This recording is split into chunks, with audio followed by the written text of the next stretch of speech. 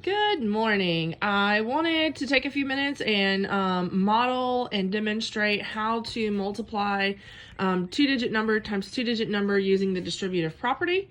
So my multiplication problem right now is 52 times 64. And what I've done is I've just simply stated what place value each digit in each number is. So when I look at 64, 4 is in the ones place, 6 is in the tens place.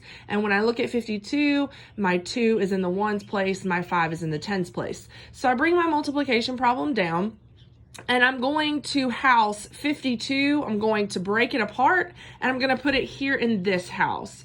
And then I'm going to do the same thing to 64. I'm going to break it apart, and I'm going to put it in this house. And when I say break it apart, what that means is I'm going to look at the value of each digit. So when I look at 2, I think I have 2 ones. So if I had 2 ones, that would be worth 2. And I'm going to add that to my 5 tens. So if I had 5 tens, that would be 50. And I know that this is a true statement because when I add 50 plus 2, it gives me 52. So I do that same thing over here.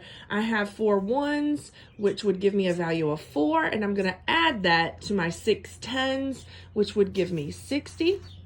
And when I add 60 plus 4, that gives me 64. So this is how I break it down. And now I will actually start the distributive property piece. The analogy that I use in class is these 2 houses are in a neighborhood, and 52 has just moved to the neighborhood. And they've unpacked and they're meeting their neighbor 64. So 50 is going to first shake hands with 60, which would give us our first partial product, which would be 50 times 60. So I would 50 times 60, that would be my first multiplication problem. My second one is then 50 is going to come across and shake hands with 4. So that would give me 50 times 4. My third one is going to be 2 is going to now shake hands with 60. And then for my last one, 2 is going to shake hands with 4. Now, from here, this is the easiest part of the problem. I first count my zeros, 1, 2, and I tack them on the back of my answer. I multiply the digits that are now left over. So 5 times 6 is 30.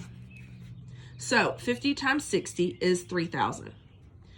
I ask myself, how many zeros do I have? I have 1. I'm going to tack it always in that last place. And I multiply what's left, 5 times 4, which is 20. How many zeros do I have? That's right, I have 1. So I'm going to put it right here, and I'm going to multiply what's left. 6 times 2.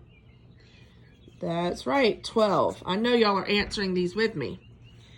And 2 times 4, how many zeros do I have? I don't have any, so 2 times 4 is going to be 8. And again, I'm always going to put it in that last place value. And then I'm going to add. 0 plus 0 is 0, plus this 0 is 0, plus this 8 is going to be 8. Remember, we're going to take it one by one, and we're not going to rush. 0 plus 0 is 0, plus 2 is 2.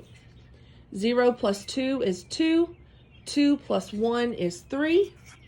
And then 3 plus nothing is going to give me 3.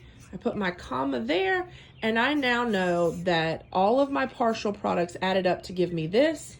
So this is ultimately the product for 52 times 64.